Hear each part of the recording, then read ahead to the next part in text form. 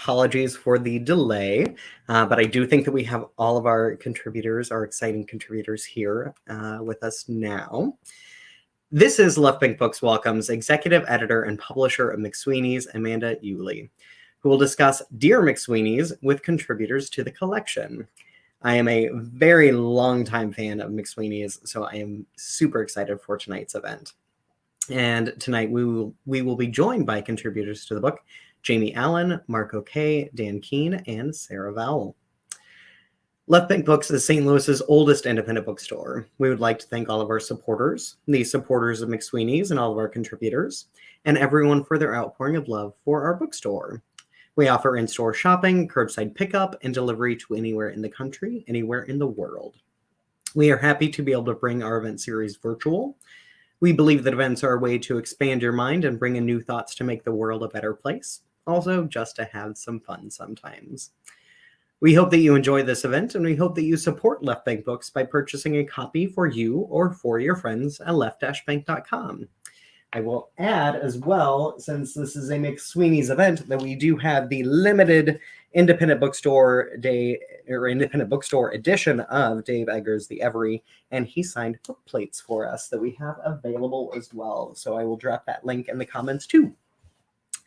Purchasing a copy of the book from Left Bank Books allows us to keep our bookstore and staff operating, and it allows us to keep this event series going. So thank you for your support.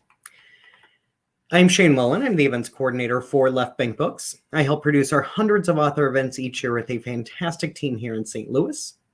We will have an audience Q&A session at the end of the event, so you can type your questions as a comment for any of our contributors, and we will get to those at the end. And be sure to follow Left Bank Books on Facebook and YouTube to be notified about all of our fantastic virtual events.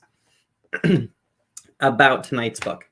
Dear McSweeney's, 2 decades of letters to the editor from writers, readers, and the occasional bewildered consumer. McSweeney's quarterly concern has been printing issues since 1998 and sending them into the world with reckless faith. Now and then, the world writes back. In 2 decades and change, we have accumulated a heady archive of dispatches, pleas, confessions, treatises, ruminations, rants, raves, and the occasional misdirected customer service query. Collected here are 100 installments from the sprawling many-to-one correspondence, including, but not limited to, musings on moths and mummies and macaroons, cats and armadillos and homicidal sea worms, and the arcana of Jerry Lewis's acting career. By turns poignant and absurd, these letters are a sparkling glimpse into the strange and unforgettable lives of McSweeney's readers. And I will introduce Amanda Uhle, is the executive director and publisher of McSweeney's, known for its award-winning quarterly literary journal, humor website, and eclectic book publishing program. She is co-founder with Dave Eggers of the International Congress of Youth Voices. For more than 11 years, Uhle was executive director of 826 Michigan, a nonprofit tutoring and writing center for school-age students in Detroit, Ann Arbor, and Ypsilanti. I feel like I got that wrong still.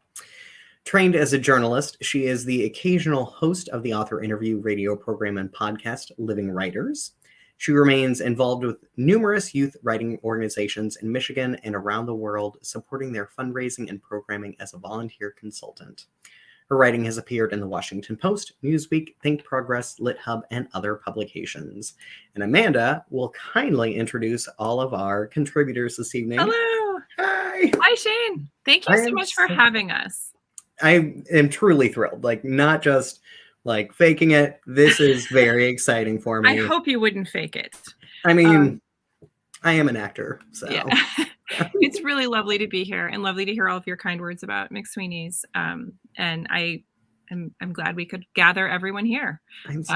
Thank you all. I know there was a little technical delay. We're taking it as a technical adventure tonight. We'll have some people here. Hopefully everyone's here, but we'll see. There was a slight change to the list that was advertised. So we do not have a couple of folks that were on the list. And we do have, very hopefully, Sarah Vowell is here, who is not on the list. We do. So more to come. So I thought I would say a few words just about McSweeney's and what we are for those of our viewers who are not as familiar. So we publish, as Shane mentioned, a quarterly literary journal. It comes in many forms. Here's our climate fiction issue from about a year ago. This is issue 63, which is the latest one that's out. And our work, we've published sort of groundbreaking, form-breaking fiction, but we also publish art. Here's an art feature in this last issue. And we do different things. Somewhere behind me here, you'll see the sweaty human head box, which is also an issue of McSweeney's. So it's not always a book. It's not always predictable. But there's one thing that our quarterly always has in common, which is our letters section. And they always begin Dear McSweeney's, but that's where the similarities sort of end. So these are essays, and as Shane said, essays, pleas, bargains, and everything in between. And our first reader will read his letter to McSweeney's from, let's see, issue 37. Our first reader is Jamie Allen. Jamie is an Atlanta-based writer and the creator of Squirrel Consensus, a data design, science, and storytelling project. He has published work in Oxford American, McSweeney's Internet Tendency, the Paris Review Daily, the Missouri Review, New South, and other outlets. This is the book, Dear McSweeney's, that collects 100 of these letters, including Jamie's. And Jamie, are you reading from the actual issue that your letter appeared in? There it is. Yep. It's totally designed to look like a book, which I really appreciate. A 3D book. If you just put it down on the floor and look at it from above, it looks like a book. Yeah. And it is a book. Turns out, a book. So we can't wait to hear your letter. And I may ask you some things about it when you're done. Okay. Yeah, this is great. Great. One thing that I find really interesting is that I've been reading for a long time, and yet now here I am reading in a way that I never could have imagined before. It used to be that you would read out to an audience and you'd be nervous about that. And now I'm having to read literally right now, looking at my own face. And there's got to be some sci-fi book coming out about that, I hope. Or maybe it's just, the way things are now. So this letter, like I think all McSweeney's letters, is 100% true. The fact checkers would not stop calling me to make sure everything was right in this. The two lead co-stars are L, he's a male, and A, who's a female. I say that now just so we can get that out of the way and you don't have to catch up halfway through it. Okay, here we go. Dear McSweeney's, while dining recently at a Mexican cantina in Atlanta, I had a nice chat with L, a male, and A, a female. They're one of my favorite couples in the world, only in part because they are so much younger than me. I am but a greedy old weed next to their flourishing promise and gumption, which smells, at least on the lovely A, like something that blooms pinkish purplish. As a weed, I like sucking up what they have to say. Our discussion turned to various things having to do with love. As of this writing, L and A have been dating a long while. They are not yet engaged, but you know the deal. If they don't make that happen soon, their families and friends will step in. On this night, they talked about another couple they knew who were planning a wedding. There was to be a bachelor party in Rio during Carnival and a bachelorette party in Sonoma. I've been married before in mahogany, the money that's thrown at weddings. L and A, however, felt no obligation to compare their future nuptials to others. It heartened me to see them unperturbed.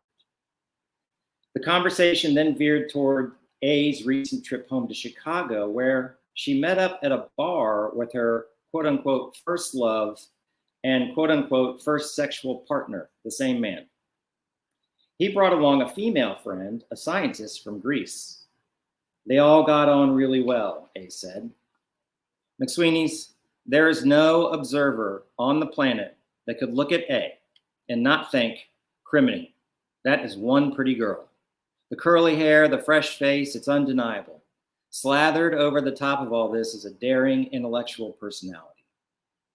And as A relayed this story, I felt myself thinking, my mind crimped in defensive posture for L. Yeah, well, it's no mystery what that guy was hoping for. A continued.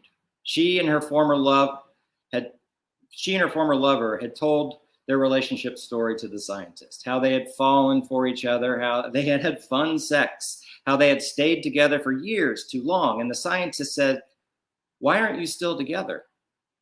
Here I looked at Elle and I thought, you were better than me sitting there so calmly. But A finished her story by saying how healthy it was to sit with an old beau and explain to someone, a scientist, no less, why they'd broken up. So, I thought, this is what people do now with their exes. I felt inspired by it. Next, it was Elle's turn. As it happens, the girl he had dated in high school had fatefully stepped into the same Mexican cantina where we presently dined. She was across the room. He hadn't seen her in years. She was on crutches. He would say hello to her later. I don't know if there's any symbolism in this, but her presence opened the doors to a story. Their relationship had fallen apart, of course, college, craziness. But Elle remembered finally how he used to sneak over to this girl's house and stand outside her window, waiting for a hookup session. A seemed to really enjoy this part. I don't know how these kids are so healthy. Anyway, you are familiar with this romantic setting. This is when I, the out-of-touch weed, jumped in. Let me guess, you'd throw a rock against her window and she'd sneak you in? Elle looked perplexed. The needle scratched on the record. A turned to me and said, wait, you've actually thrown rocks against someone's window? Then Elle, attempting to help, hoisted his cell phone. Well, no, actually, he said, I had one of these.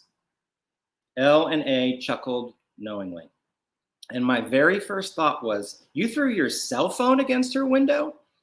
But no, thankfully, I did not say that. And anyway, Elle made a gesture that indicated he had used his cell phone to contact his temporary sweetheart from outside her window and arrange the makeout sessions. Call me old-fashioned, but this information floored me. I didn't have a cell phone in high school. I'm almost completely sure they weren't invented yet. We had only pebbles and rocks and sticks to conjure love, which is why I'm writing. We live in fast times, we all agree. Emotional maturity may well be at an all-time high. But let us stop for a moment and record this.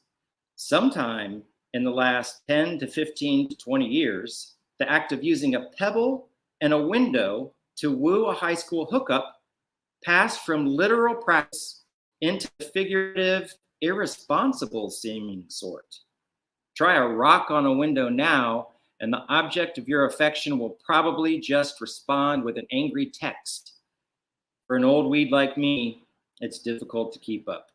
Yours, Jamie Allen, Atlanta, Georgia. Thank you, Jamie. So this is 100% true. Our fact checkers went over every bit with you. Yeah. They called me, all the time. Yeah, night and day. And they called A and L too. I was wondering if they did. Yeah, we have a huge staff. We have an enormous staff of fact checkers, as you know. So what led you to send us a letter of such a personal nature about other people's romantic lives? Well, the McSweeney's that it's to me always provided a voice that I guess kind of matches we need a different word for quirky, weird, sort of edgy sensibilities. I feel like some of my work gets labeled that a lot, and I know I've heard people say that about McSweeney's, but it feels like it's so much more. But I found a place where my voice happens to have a home, and that's been really rewarding. And so I was just working on a few different pieces, and I sent them into McSweeney's, and two of the pieces that I completely made up, they didn't want. And then the one that it is actually based, it is a true story. I just had to sort of, become the cantankerous weed, greedy old weed in the story.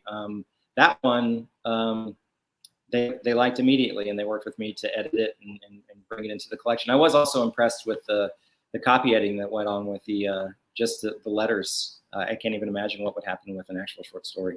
Yeah, we're not kidding with the copy editing, that's for sure.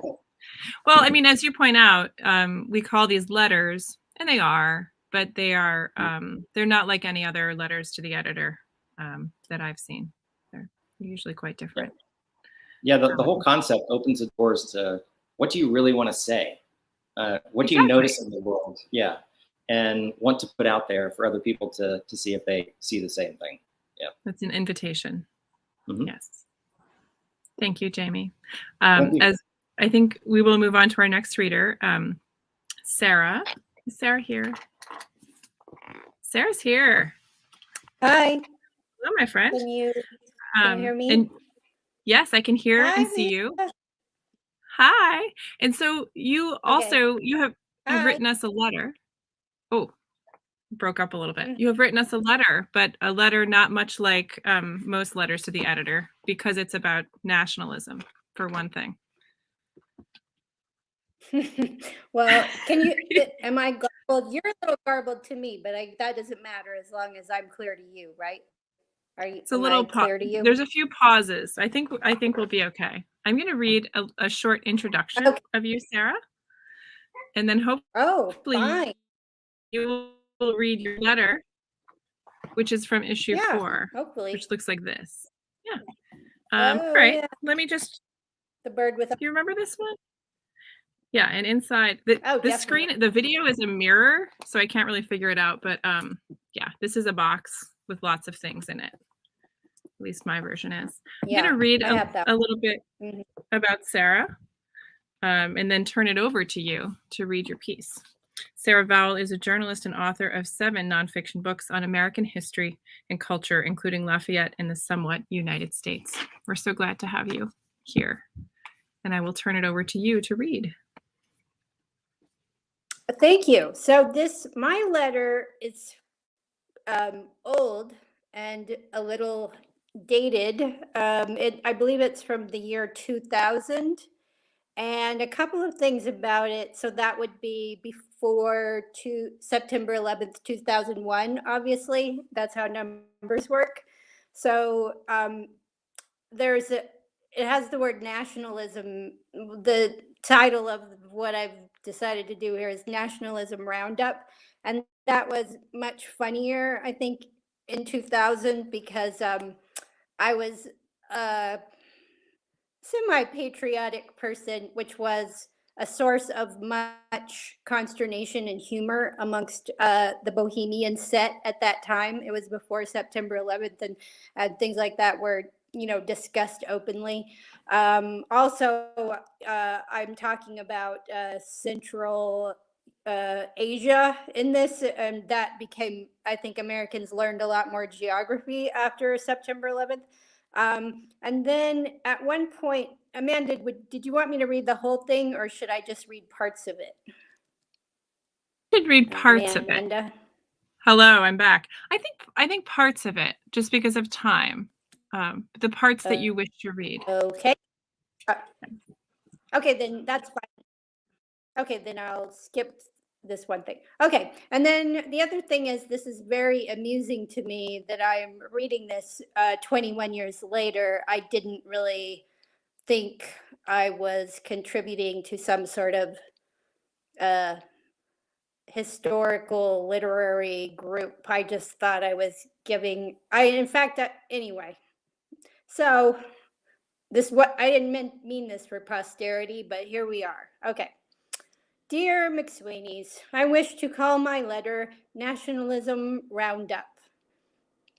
A friend of mine, this is the first, there are a few sections. The first section goes, a friend of mine once gave a speech about Bosnia to an international relations department at a famous Midwestern university. I attended his speech.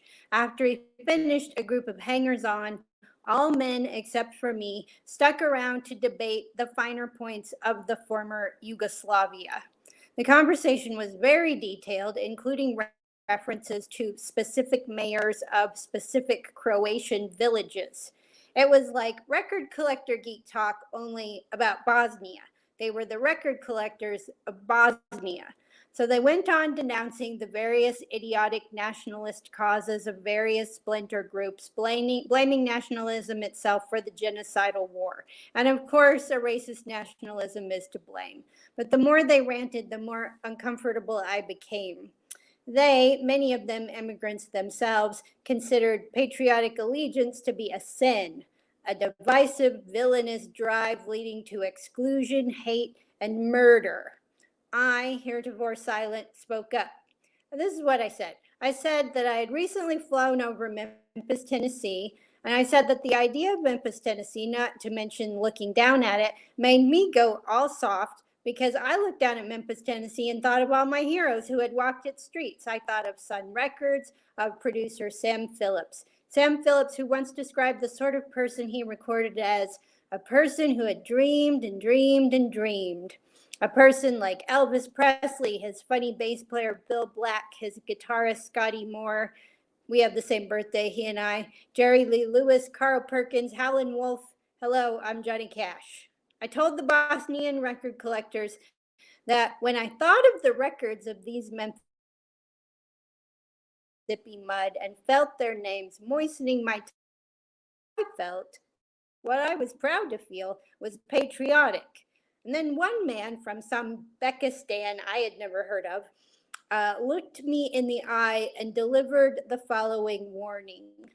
Those, he said, are the seeds of war. Let's see. And maybe I'll just do one more section. You know what word I never use? Absolutely. I cannot bring myself to say this word. Every time someone else does, a picture flashes in my mind. When someone answers a question about whether she liked a certain movie or if he's voting for so-and-so or whatever, the picture that flashes in my head is the illustration of Napoleon crowning himself emperor from my 10th grade world history textbook. When someone says, absolutely, you couldn't be more right, I'm distracted by the image of a little man putting a golden hat on his little head. Absolutely seems kind of un-American, as if someone answered a waiter's query about fresh pepper on a salad with, despotically, I'd love some. Like, fresh pepper? Yes, autocratically. I prefer the word sure. No French dictators come to mind with sure. Yep is also nice, having a kind of Gary Cooper saving the town by his lonesome sort of air. I think I can stop there, don't you, Amanda? I could listen to you read about the nationalism roundup for hours, but you can stop there if you like. Yeah. Okay. Well, Sarah, you have written McSweeney's many letters over the years, beginning, this is issue 4, so in sort of our earliest days, but we've never probably formally answered you. I think I had a letter in the first issue, and it was about antibacterial sponges. How does that hold up 22 years later? I don't know. I'm not like flipping through these all the time. I don't know. I think it was about how I saw someone on television and she had cleaned a fish tank with an antibacterial and it killed the fish. So at the time I was a working journalist. I was mainly making my living as a rock critic. And, my friend Dave started this thing that he insisted, I believe he was like, it's a journal, it's not a zine. And then in the 90s, that was a big stand. Like, we're not making a zine, we're making a journal. And I really didn't have an outlet for my thoughts on cleaning products and,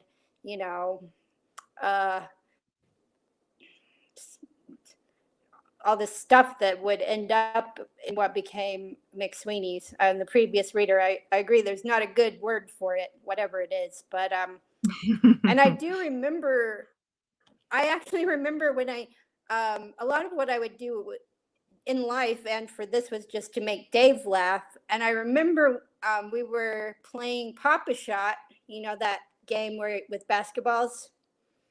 Yeah. Anyone? It's usually in bars.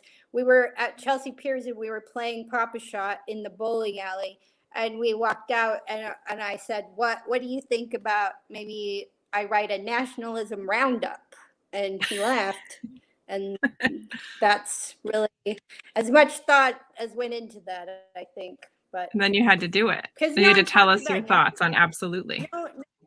Yeah, because no self-respecting bohemian person talked about nationalism, you know, before in the before times.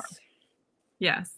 What is it like Yeah. to send us letters? I mean, what's the value of this sort of one-way correspondence? Because McSweeney's does not answer you when you send these letters formally, right? Well, in one sense, the value is $0, which is what I've always been paid for these things. I think for me, because I was, you know, it was so hard to make a living as a freelance writer back then. This was really the only non-paid work I ever did. So I always had to fit into a section, you know, was writing record reviews or an interview or doing stuff for public radio. Everything I did had to fit in somewhere. And that was really not a concern of McSweeney's. They just thought, oh, No. it's a letter if it says, Dear McSweeney's, that was good enough, you know. So it was kind of my first time to sort of play around, I guess, as a writer, which was very useful to me later That's on all we when I was require. writing my books and stuff, because I could decide what I thought was interesting or funny or, you know, worth talking about, which wasn't really happening in weekly newspapers at the time, which is where I actually met Dave, because I was the pop music critic at San Francisco Weekly, and he was the cartoonist making a cartoon about a talking handbag. So that's how I got into this whole racket. What year was that? The talking handbag. Talking handbag guy must have been the 96, middle 90s. 95, 96 in there. Yeah, in that range. The middle, Pre-McSweeney's. yeah. The middle 90s. Oh, I mean, the Berlin Wall had come down, the economy was bouncing back. It was a very optimistic time. Yes, it's a Clinton time. Think about nationalism for fun. You could think about nationalism for fun, not just because your country had become a militaristic police state, you know. Well, you make nationalism fun, Sarah. Thank you. Thank you for joining us. Amanda. Glad you were here. I was saying before, we published this quarterly literary journal and we published some books. One of them, this one, we're celebrating. Publish other books, about 10 books a year. The Every is one, which Shane showed us. And then we also publish, I feel like I must tell you, a magazine for kids. This is an art and storytelling magazine for kids called Illustoria. And then we publish a almost daily humor website.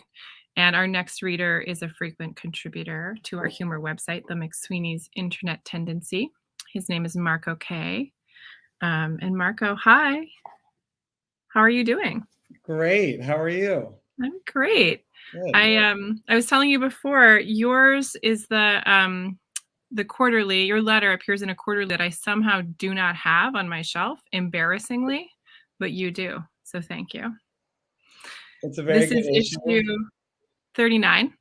That's right. Very good. Very good. Marco, did you start writing for us in the quarterly or on the website? I first started on the website. My first piece was a parody of Thomas the Train children's show, but as if all the characters were part of New Jersey Transit. And I live in New Jersey now. So that was my auspicious debut with McSweeney's back in 2007. Very nice. Yeah. That reminds me, we need to do a little, when we're chatting later, we should say where everyone's calling from, because none of us except for Shane are in St. Louis. You are in New Jersey. That's correct. Yeah. They are all other places. So we would love to hear your letter. Can I turn it over to you? Okay. Yes. I just wanted to say thank you. Thank you to Left Bank. Thanks, Amanda. I'm so honored to be part of this great reading tonight and great anthology. I just want to also say hi to my mom and dad who are tuning in from Delaware. Hello. My letter, it's a true story about an important incident in my past when I tried to land a freelance job. My first freelance job is an advertising copywriter for an important blue chip business that you'll have to guess at through a well-placed context clue in the letter itself. Dear McSweeney's, here's what I want to know.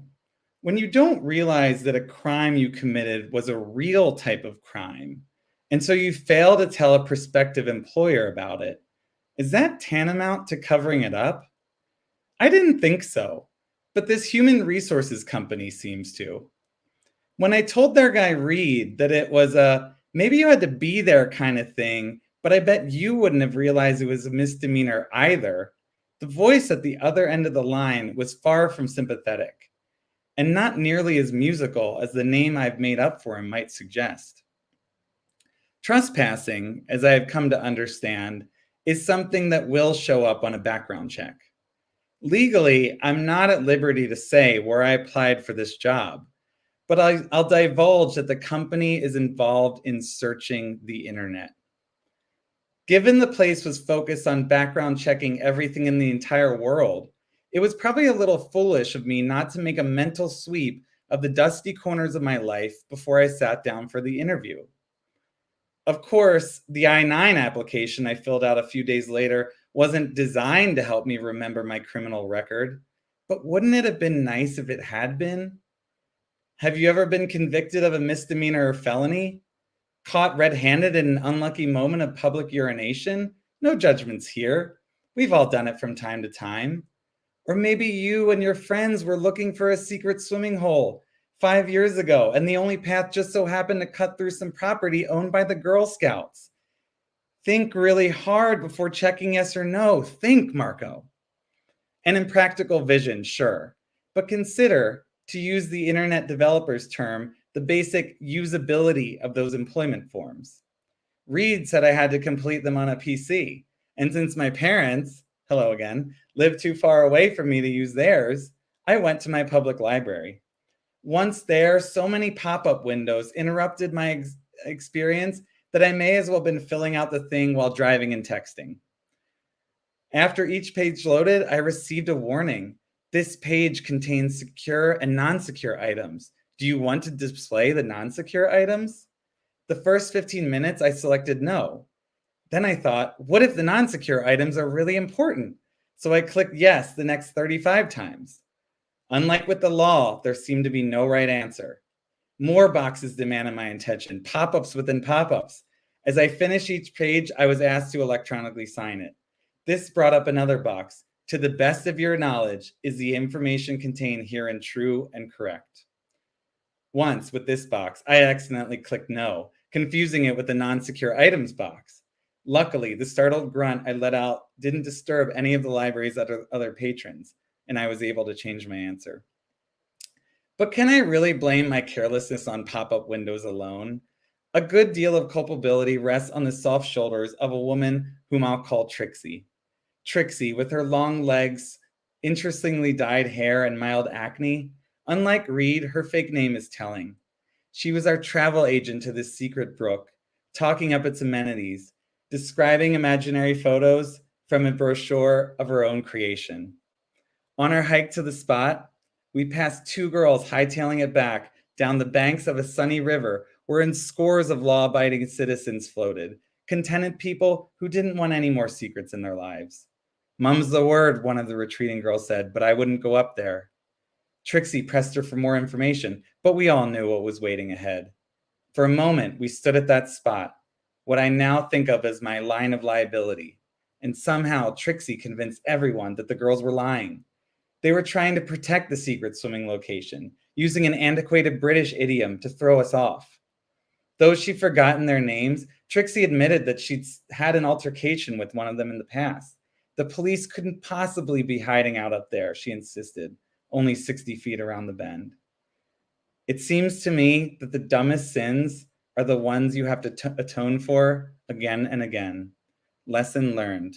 Yours, Marco Kaye. Thank you, Marco. That was lovely. Thank you.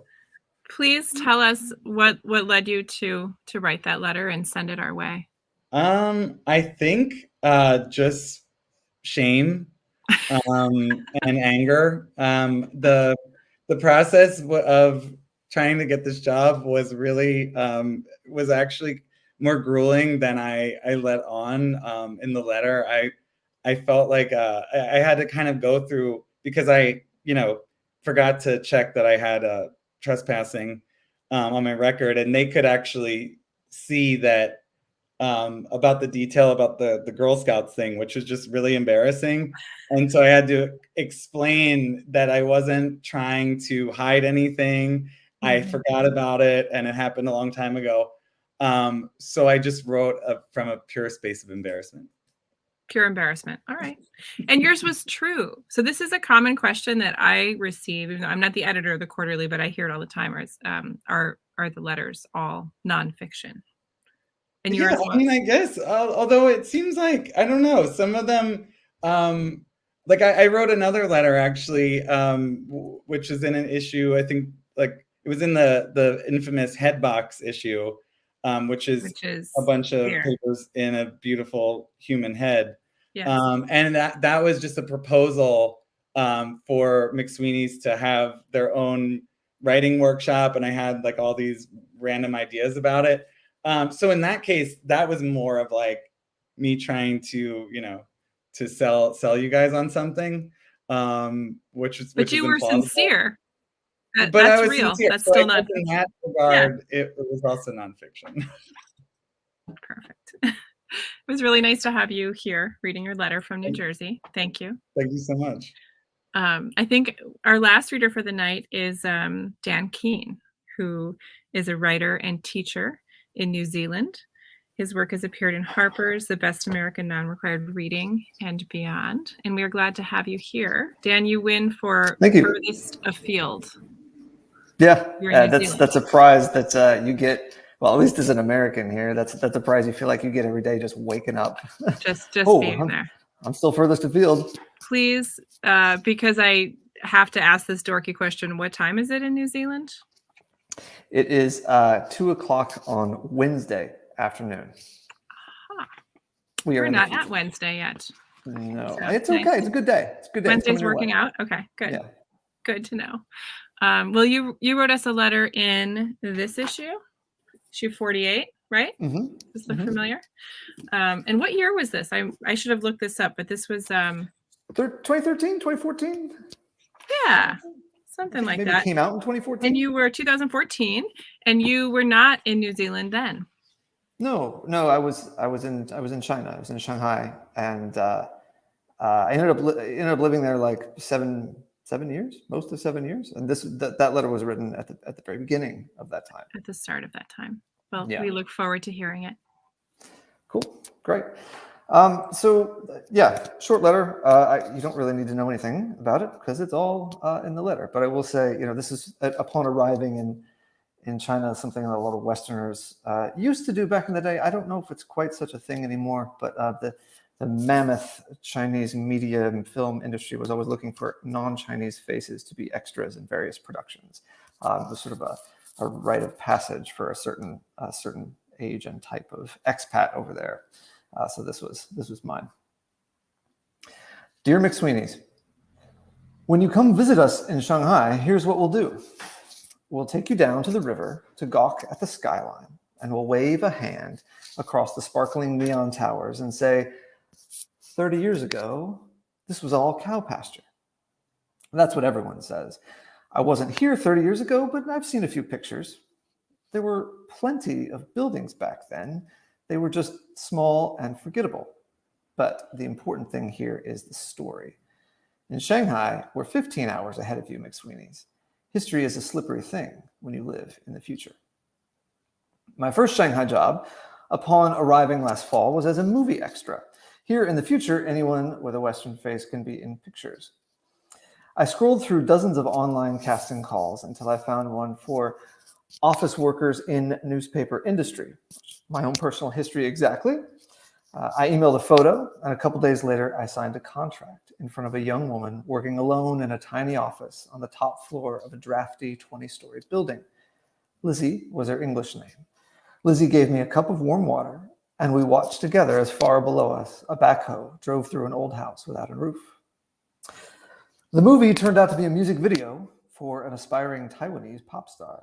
The set was inside a warehouse deep in the city's endless gray suburbs, doubtless built on former cow pasture. Lizzie herded us a dozen or so extras to our desks in a fake office surrounded by tall windows without glass. My colleagues were from France, Poland, Uzbekistan, even Iraq. Half a dozen Chinese extras were instructed to sit in the back. The director, a former Taiwanese opera star with industrial-grade zippers on his jeans, explained in limited English that the video was for a song about having the courage to chase your dreams. We fake worked in silence as the pop star went about his boring day, shuffling papers, drinking a Pepsi, walking down a flight of stairs. The pop star was handsome, with the deer-like eyes and elven face of an anime hero, but he was not a natural actor. He seemed nervous, moved stiffly. "More free," the director said. "Like you're not in China." They laughed together, and the pop star tried again. After lunch, we returned to the office for the next scene. Now the director told us to leap up from our desks, fall to the carpet, and then scramble for the exits. "Very scared," he said, bugging his eyes in mock terror. We nodded. Here was our chance to really act. The film crew sprinkled drywall dust on top of the hanging lights and then hid under our desks. Cameras rolled. Dust fell. The crew shook the desks. We stumbled and fled. Something seemed eerily familiar. "Not 9/11, the director explained. "Like 9/11, but not." We walked back to our seats, straightened our desks, and panicked again. On an afternoon break, Lizzie and I sat drinking warm water on a backstage bench. I was the only American on set, and I felt lonely and sad and a little queasy about play acting such a terrible national memory. "September 11th changed everything," I told Lizzie. "We aren't the same country anymore. We're more afraid now, more divided." I don't know if this was all true, but it certainly felt true, sitting there halfway around the world with a rug-burned elbow. I apologized to Lizzie for getting so emotional. "That's all right," she said. I never knew." For the last shot of the day, we repeated the not 9/11 scene, except for the camera on a dolly swooping in on the pop star. While we panicked and ran, the pop star rose slowly and calmly from his desk, shouldered his bag, and turned toward the empty windows with a defiant glint in his eye. His dream was to be a war photographer, the director explained. And now he had the opportunity to chase that dream. That was months ago. The music video has yet to appear. Lizzie has since chased her own dreams to college in England. On WeChat, she posts photo after photo of very old buildings. Here in Shanghai, the world's second tallest building is almost complete. At night, we go down to the river to watch the welding sparks fall from the top floors and burn out in the dark. Meanwhile, McSweeney's, we await the anniversary of the Tiananmen Square massacre. That's up in Beijing. In Shanghai, our largest public spaces are malls. We presume there will be no ceremony, but I hear they've ringed the square in a new heavyweight fence painted gold. And then, last week, they arrested a famous reporter who'd been one of the protesters 25 years ago. She's 70 now. The government said she'd stolen a top-secret document and published it for everyone to read. The document is a list of prohibited Western values, particularly something called historical nihilism. Historical nihilists are dangerous, the document says, because they refuse to believe in the officially accepted past. The arrested reporter appeared on state TV to say, yes, she had stolen the document, or at least we think it was her. State TV blurred out her face. Whoever it was behind the blur said her actions had brought great harm to the nation and that she was very sorry and that she would never do such a thing again. Dan Keane, Shanghai, China. Thank you so much, Dan. Can I ask, did you ever see the video? You know, some months after writing the letter, I did see some snippets from it. It just passed around on WeChat. I don't think it ever made it to its fruition. And it was massively digitally edited so that like the little snippets of us running out of this office were just covered in fireballs of explosions over and over. That were not there in your... That were not there. Yeah. I mean, it was so digitally touched up that there was almost nothing, real That's amazing. left in it. But boy, yeah, it was nuts. And and I only have it in this grainy little WeChat clip that I was bugging the pop star. But hey, you got it yet? You got it yet? And finally send it. And I don't think it. I mean, I don't know what he's done. He's sort of disappeared. He hasn't made it. Yeah. I was once an extra. I was an extra in the Tom Hanks Gina Davis movie A League of Their Own. Oh wow! Long ago, Wow. And your letter brought some memories to me. Like it was a very What intense scene? experience. Oh my God! What scene? There were a lot of people watching baseball. You'll never find me. I was also much younger. But yeah, it was intense, and I couldn't wait to see it. I mean, it was. Now I have the VHS, so everything's There you go. fine. But you don't. You have just a little clip where you can you can see yourself. It's great. Thank you for sharing your letter with us, and thank you for being part of what we do at McSweeney's. Shane, do we have any audience questions? I was coming on to remind people that we are going into the audience Q&A portion. So if you have questions for any of our contributors, if you have specific questions, be sure to type up who your question is for. But if you have general questions, we can take a crowdsource of our contributors and Amanda as well to see who has maybe the best piece of advice or answer. So I want to start then while the audience kind of comes up with questions. So have any of you ever written an actual letter to the editor? And if so, what was maybe the topic of said letter to editor? I did once. Back, I used to work for a small newspaper in West Texas, the Big Bend Sentinel in Marfa, Texas. Their football rivals at the time, still mostly, it kind of moves around according to different leagues, was the next town over, Alpine. And I had, Alpine used to just beat the crap out of us. And I was living out of the country at the time when Marfa pulled off the upset. And felt like I had to just write home and be like, "Yay, team, man. I remember that sad day when they beat the crap out of us last time I was there. And now we've turned the tables." It felt in Sarah's term, patriotic. It felt like a nationalist thing to do.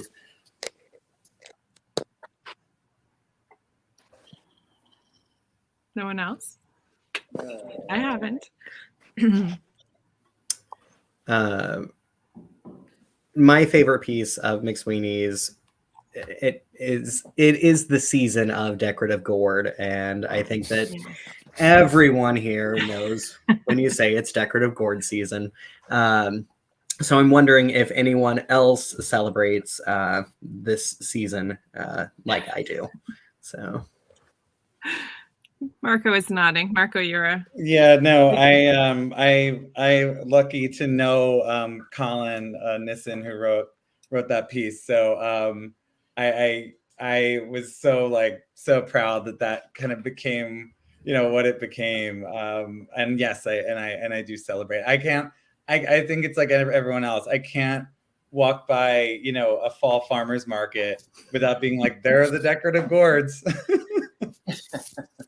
It almost feels like Colin started that, although I know it was happening before. But no, I'm from the Midwest. We've had decorative gourds my entire life. It's always been there. Yeah. Yeah. Well, they just weren't quite as celebrated as they are now. Yes, we are. Does anyone know what they're used for other than just decoration? Like, can you bake a pie from a decorative gourd? Little ones. No. Yeah, just a baby, like a tiny little pie. Decorative pies. Yeah. I don't know. Any audience questions popping up yet? Not yet. So they're here, they're watching, but I thought there would be more. yeah. We should say where everyone's calling in from. Dan is from New Zealand. I'm in Ann Arbor, Michigan. I'm in New Jersey. Oh, sorry. That's there. I'm in Atlanta, Georgia, on Sweet Auburn, actually. Yeah. The suburbs of New Jersey, Maplewood, northern Jersey. Very nice. And it looks like Sarah stepped away, but we'll probably be back. She's in none of those places. I'm sure of that. Well, it's so nice to be able to just gather together. I will say we have at McSweeney's. It's been, a weird year and a half of rescheduling and changing all of our online or all of our in-person events at various bookstores all over. But we have enjoyed, frankly, the chance to bring some people together from other places like this. It's been a weird benefit, but a good one. Yeah. It's definitely a pleasure of ours because I don't think that we would have ever been able to gather this group of authors for an event in St. Louis without virtual events being a thing. So it's exciting. We are glad to be here and so grateful to you, Shane, for organizing and for hosting. I also want to say a special thanks to Daniel Levin Becker, who was our editor for this book, Dear McSweeney's. He did just a masterful job selecting. As you can imagine, we have letters upon letters from 63, now 64 issues of the quarterly. Plus we apparently in the early days, we also were publishing some letters online. So he did quite the job of selecting and curating what you see in this book. So Shane, you've told everyone where to purchase the book from your store. Yes. Yeah, I will share the link again. Okay. So I will share the link for not just Dear McSweeney's, but also for the Every. Oh, very good. And no one has questions? No one has questions about the letter that they want to write to McSweeney's or? Write one. That's the thing. You should write one. Just write one, yeah. I mean, I think that's something that we all expressed, in a way, and the other event as well. Some version of this is as the letter is being permission to do the thing that doesn't fit an assignment of genre. And so, just write one. Whatever. Totally agree. Yep. I want to add that if you already have a copy of this book, already have a copy of every book that McSweeney's has published because you are such a fan like I am, you can also donate to McSweeney's and to 826 Valencia, 826 Michigan, the various 826 programs that do such a fantastic, they're awesome. They have such a great mission. It feels great to support McSweeney's. Thank you so much, Shane. That is very kind of you. Yeah. Yes, McSweeney's is a nonprofit. We started out not as a nonprofit in 1998, but we have made that wise decision to accept support because the books that we do are not necessarily profit driven, as we know. But we appreciate that. And of course, are all big fans of the 826 network and it's all work that's very close to our hearts. We appreciate that. And I hope everyone, if you have this book and you have the Every and you have all these other books, that you'll buy other books at Left Bank Books because independent bookstores are what we need right now. So yeah. And we can even mail to New Zealand. So I don't know how there you go. That's probably going to cost like $8,000. A lot. Yeah. It's kind of insane. It's now we're talking about Christmas boxes coming down here, and it's like, whoa, what are small things? Yeah. That Santa can send. No, everyone gets a sheep for Christmas. That's yes. Yeah, we can send it back. I wish that we had. Sarah has been having some connection issues, but we are so happy that she was able to join us because. Yeah. I am too. All right. Closing thoughts or last? No questions. No, I know. I guess we'll just wait, no. Oh, I'm sorry. Frank has a question. I don't know how I missed this. What are some of the guests' favorite McSweeney's books or website humor pieces?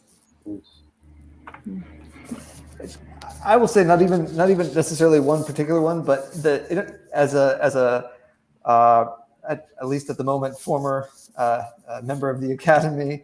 McSweeney's internet tendency to me, like in our community, as particularly like comp teachers, like writing teachers at the university, sort of because there's so much of it, because there's this sort of daily something going up there. Yes, decorative gourd season, etc. But there's a whole subset of them, or whole seam of them, that is bitching about academic life in very funny ways. And so reliably over the years, there's always like, oh, have you seen this one? It's about faculty meetings. Have you seen this one? It's about faculty emails. Have you seen this one? It's about the dean, and they have been great joy to me over the years. I probably think of 3, 4, 5, 6 of them over the years. There's more because we're a community of writers always looking for somewhere to drop something. But it has actually provided a real community in the way they talk about these letters, but the internet tendency as a community as well, being a place where somebody understands when you get that weird HR email from the dean, and or whatever, right? And you're like, oh yes, I feel seen. So just poking around on the website there, you can find a bunch of those. Amen. Yeah, I would hope I believe they're accessible to folks who outside the classroom as well. But man, yeah, a nice family. Yeah, there's something like it. I want to call it strange, but it's like when you come across a great McSweeney's piece online, for me, it just absolutely makes my day and my week. Like I read it a lot, but there's something about the humor and just the conceit, the concept, that just, if someone nails it, man, oh man, I am just passing it around. I'm drinking coffee. I'm telling everybody about this piece, and I feel like there's a million of them that I want to mention, but one particular one, and I can't remember the exact title of it or the person who wrote it, but the concept was this guy basically thought of what it would be like to walk around with your own personal DJ, always accompanying you. And so any scene that you were in, he's sort of like playing the right music, Mm-hmm. So you could be on the subway and he's playing certain music, and then you're spitballing here, but like you're with your girlfriend or boyfriend and breaking up, and there's some sad music. And I was like, and then the DJ is always there, like physically there. I just like really enjoyed, not just conceptually, but the way the guy pulled it off. And I would recommend that. I don't know how you search for that. My own personal DJ, I think that's one I would recommend. Yeah, it's just my DJ. Yes. My DJ. Yeah. That's so nice reminders of pieces from the past. And we have no ads on our website, and it's all, no paywall. So that is you can doom scroll before that was even a thing. Oh, the lights went out on Jamie. We're having lots of technical adventures here. I think Sarah's had a hard time staying with us, so she may not come back, and we may sign off for the night. I think in a moment, unless are there closing thoughts or other things to say? I just want to say thanks to Left Bank and to McSweeney's for putting on this event, and for including my letter in the collection. It's I'm just really happy to be a part. So thanks. Yeah, thank you. I was looking through the names, of everyone, and I'm just like, it's so cool to see so many great writers contributing over the years of all different kinds. I think we should maybe congratulate Hanif Abdurraqib on his MacArthur genius, because that's huge news in the book world today. He's in this. Wow, I didn't know we got one. That's awesome. Yeah. Wow. That dude, man, everything he does, I just want to he's just like, it's like that. He's the kind of writer you just want to be like, keep talking. I want to hang out and hear you talk about smart things. Just keep talking. I bought him a root beer once. Hey, cool. All right. Well, awesome. On behalf of Left Bank Books, audience, thank you so much for tuning in. We hope to see you again next time, and tell your friends about this fantastic event. It was so much fun, and I'm so happy to be able to do this event with McSweeney's. So. Glad we were all here. Thank you. Enjoy Wednesday, Dan. You're already in it. Yes, it's a good one, guys. If anything bad happens in the future, tell us. So okay, quickly. Bye. Bye.